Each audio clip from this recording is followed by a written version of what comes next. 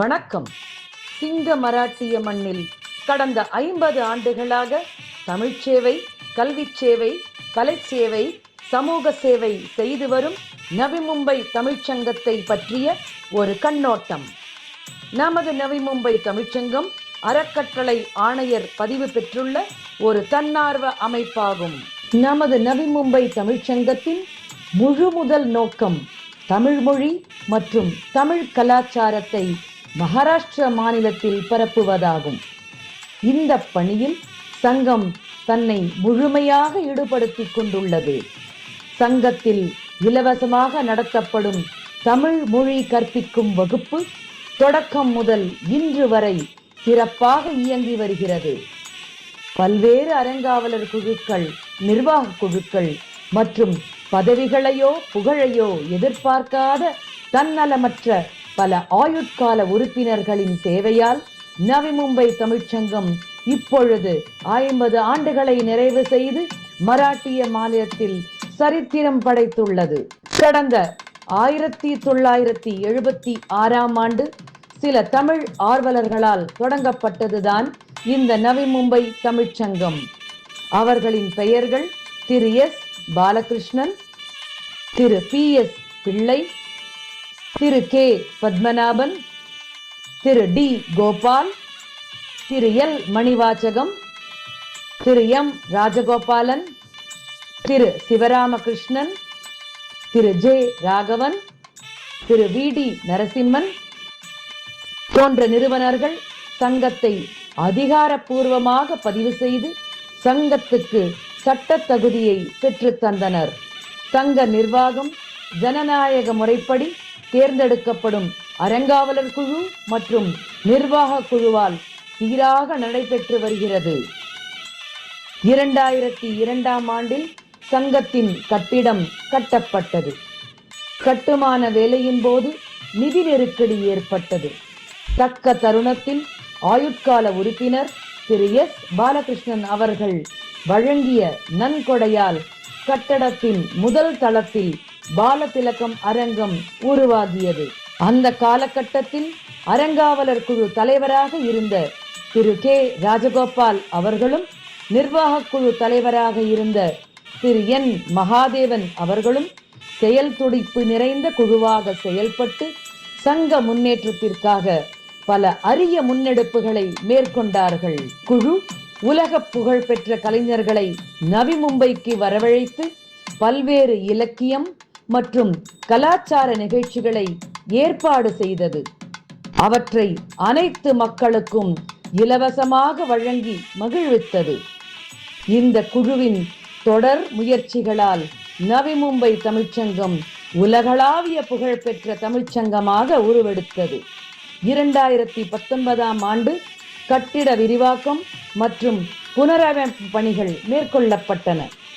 2019ஆம் ஆண்டு தொடங்கப்பட்ட கட்டட புனரமைப்பு பணியை சங்கத்தின் அப்போதைய அறங்காவலர் குழு தலைவர் திரு VRB கிருஷ்ணமூர்த்தி அவர்கள் மற்றும் அப்போதைய அறங்காவலர் குழு நிர்வாகி திரு BG மூர்த்தி அவர்கள், கட்டட புனரமைப்பு மற்றும் விரிவாக்கத்த குழுவின் தலைவர் திரு P முருகன் அவர்கள் மற்றும் கட்டட புனரமைப்பு மற்றும் விரிவாக்க குழுவின் உறுப்பினர் திரு S சுந்தர்ராஜன் அவர்கள் ஆகியோர் தீவிரமான அர்ப்பணிப்புடன் மேற்கொண்டார்கள்.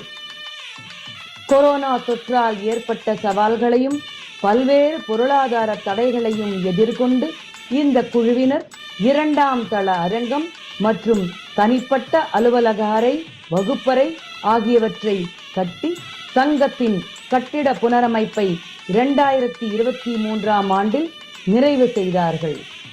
இந்த புனரமைப்புக்கு சங்கத்தின் முந்தைய குழுவினரான திரு K ராஜகோபால் மற்றும் திரு N மகாதேவன் ஆகியோர் வைத்திருந்த சேமிப்பு தொகையான 1.5 கோடி ரூபாயும் தமிழக அரசு மனமுவந்து வழங்கிய கட்டட நிதியான 1.25 கோடி ரூபாய் நிதியுதவியும் அடித்தளமாக அமைந்தன. இவை தவிர பல்வேறு நன்கொடையாளர்கள், உறுப்பினர்கள், தமிழ் அமைப்புகள் செய்த நிதியுதவியுடன் 4.25 கோடி ரூபாய் அளவில் புனரமைப்பு செய்யப்பட்டது. தமிழக அரசின் தமிழ் வளர்ச்சித்துறை அமைச்சர் மாண்புமிகு திரு சாமிநாதன் அவர்கள் புனரமைக்கப்பட்ட கட்டிடத்தை திறந்து வைத்தார். 2023ஆம் ஆண்டு முதல் திரு எஸ். ஏகாம்பரம் அவர்கள் தலைமையிலான அறங்காவலர் குழு மற்றும் திருமதி ராஜஸ்ரீ நாகராஜன் அவர்கள் தலைமையிலான நிர்வாக குழு சங்க நிர்வாகத்தை சிறப்பாக நடத்தி வருகிறது. கடந்த 12 வருடங்களாக அறக்கட்டளை ஆணையர் அலுவலகத்தில் சங்கத்தின் மாற்றம் அறிக்கையின் சட்டப்பூர்வமான பதிவை பெற முடியாத நிலை இருந்தது. சங்கத்தின் நிர்வாக குழு தலைவர் திருமதி ராஜஸ்ரீ நாகராஜன் அவர்கள், துணைத் தலைவர் திரு என். நாராயணன் அவர்கள், செயலாளர் திருமதி மீனாட்சி வெங்கடேஷ் அவர்கள், துணை செயலாளர் திரு எஸ். ராமையா அவர்கள் ஆகியோருடன் அறங்காவலர் குழு தலைவர் திரு எஸ். ஏகாம்பரம் அவர்கள், அறங்காவலர் குழு நிர்வாகி திரு ஏ. சிதம்பரத்தானு அவர்கள் ஒருங்கிணைந்து செயல்பட்டு அறக்கட்டளை ஆணையர் அலுவலகத்தில் சங்கத்தின் சட்டப்பூர்வமான மாற்றம் அறிக்கையை பதிவு செய்து சங்கத்திற்கு கிடைக்க செய்துள்ளார்கள். அத்துடன் தற்போதைய ரிசர்வ் வங்கி விதிமுறைப்படி இன்றியமையாத தேவையான தர்ப்பண் பதிவையும் இக்குழுவினர் முறையாக பெற்றுள்ளார்கள். அத்துடன் கடந்த 2 வருடங்களில் புனரமைக்கப்பட்ட கட்டிடத்தில் இடம்பெற வேண்டிய இன்றியமையாத வசதிகளான குளிரூட்டி, சிசிடிவி, மின் தூக்கி உட்பட அனைத்து வசதிகளையும் செய்து சங்கத்தின் அடிப்படை கட்டமைப்பை மேம்படுத்தியுள்ளார்கள். 2019ஆம் ஆண்டு அக்டோபர் மாதம் நவி மும்பை தமிழ்ச்சங்கம் டிஜிட்டல் உலகில் காலடி எடுத்து வைத்தது. சங்க உறுப்பினர் திரு கணேஷ் சுப்பிரமணியம் அவர்கள் சங்க வலைதளத்தை உருவாக்கி அதை பல ஆண்டுகள் திறம்பட நிர்வகித்தார்.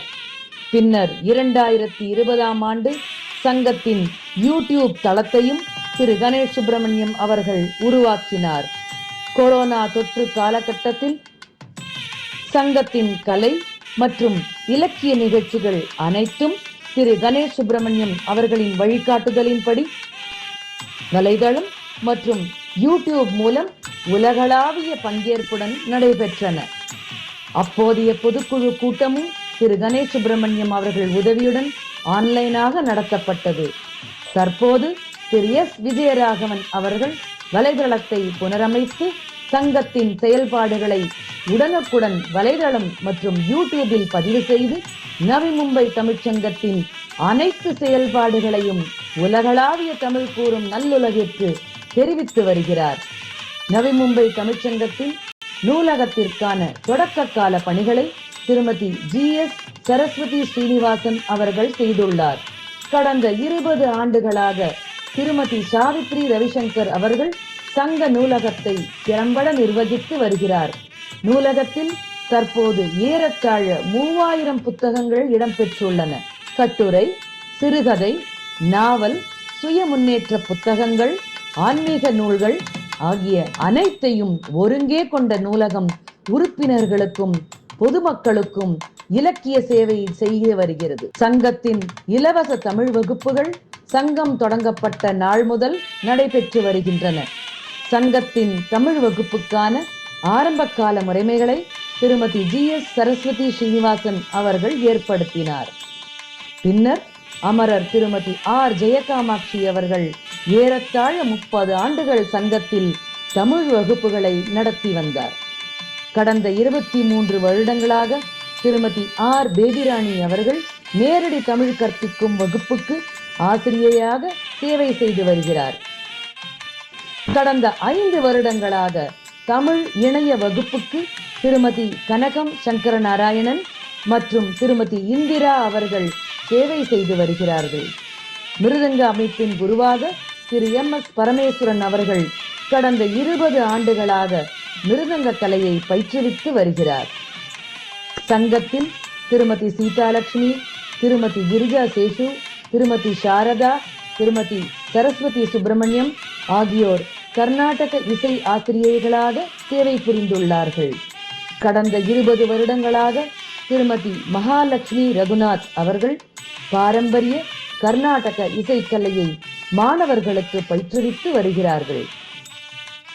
குரு திருமதி காயத்ரி சுப்பிரமணியம் அவர்கள் சங்கத்தின் பரதநாட்டிய ஆசிரியையாக பல ஆண்டுகள் சேவை புரிந்து வருகிறார். கராத்தே வகுப்புகளை திருமதி மாதுரி ராம்நாத் அவர்களும், தற்காப்பு கலையை திரு சந்தீப் சயாஜி ஷேலார் அவர்களும் சிறப்பாக நடத்தி வருகிறார்கள். அனைத்து குழுக்களின் உழைப்பும் ஆயுட்கால உறுப்பினர்களின் தன்னலமற்ற சேவையும் சங்கத்தின் பொன்விழா எனும் வரலாற்று சிறப்புமிக்க மைல்கல்லை அடைய செய்துள்ளது.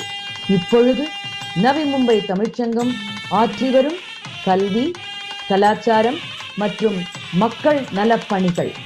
சங்கத்தின் தொடக்க காலத்திலிருந்தே தமிழ் மொழி கற்பிக்க இலவச வகுப்புகள் நடைபெற்று வருகின்றன.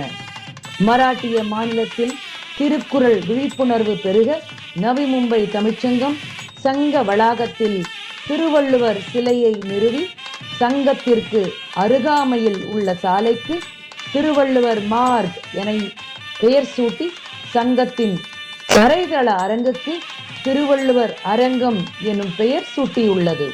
கடந்த 20 ஆண்டுகளாக நவி மும்பை தமிழ்ச்சங்கம் மாணவர்களுக்கான திருக்குறள் ஒப்பித்தல் போட்டியை நடத்தி வருகிறது.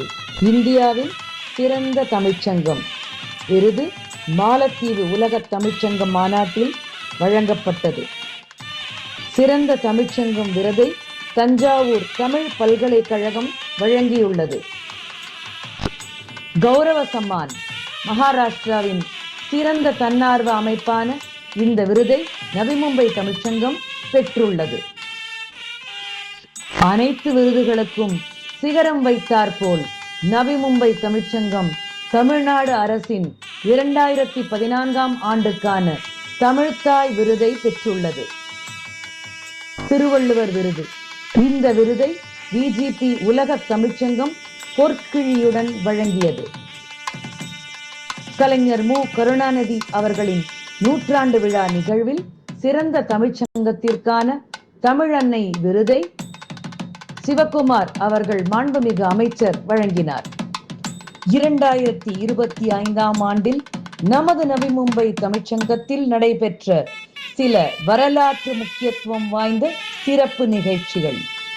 23/2/25 அன்று மத்திய கல்வி அமைச்சகம் நடத்திய தேசிய நிகழ்வான காசி தமிழ் சங்கமம் 2025 நிகழ்ச்சியை மராட்டிய மாநிலத்தில் நடத்தும் அரிய வாய்ப்பு நவி மும்பை தமிழ்ச்சங்கத்திற்கு வழங்கப்பட்டது. இது நம் சங்கத்திற்கு கிடைத்த பெருமைக்குரிய வாய்ப்பாகும். 3/8/2025 அன்று நவி மும்பை தமிழ்ச்சங்கத்தின் இன்னும் ஒரு வரலாற்று சிறப்புமிக்க நிகழ்ச்சி அன்றைய மகாராஷ்டிரா ஆளுநரும் இன்றைய துணை ஜனாதிபதியுமாகிய மாண்புமிகு திரு சி.பி. ராதாகிருஷ்ணன் அவர்கள் முனைவர் வைகை செல்வன் அவர்களது ஒரு நூற்றாண்டின் தவம் என்கிற நூலை வெளியிட்டார். 10/2025 அன்று நடைபெற்ற டாக்டர் அப்துல் கலாம் அவர்களின் பிறந்த நாள் விழா கொண்டாட்டத்தில் இஸ்ரோ இந்திய விண்வெளி ஆய்வு மையத்தின் தலைவர் முனைவர் திரு வி. நாராயணன் தலைமை விருந்தினராக பங்கேற்றார். 50வது ஆண்டின் முத்தாய்ப்பு நிகழ்ச்சியாக 19/12/25 அன்று திருமதி தமிழ்ச்செல்வி மணிவாசகம் அவர்கள் 1330 திருக்குறட்பாக்களையும் தங்கு தடையின்றி ஓதி மராட்டிய மண்ணில் புது சரித்திரம் படைத்துள்ளார். அவருக்கு லெமோரியா அறக்கட்டளை நிறுவனர் திரு குமணராசன் ஐயா அவர்கள் திருக்குறள் மாமலை என்கிற பட்டத்தை வழங்கி பொற்கிழியும் வழங்கினார். செயற்கரிய செய்வர் பெரியார் என்ற குறளுக்கிணங்க பல அரிய நிகழ்வுகளை செய்து காட்டியிருக்கிறது நமது நவி மும்பை தமிழ்ச்சங்கம். இச்சங்கம் மேலும் மேலும் வளர்ந்து பழ விழா 100ஆண்டு விழா கொண்டாட மனமார்ந்த நல்வாழ்த்துக்களை தெரிவித்துக் கொள்கிறோம். நன்றி.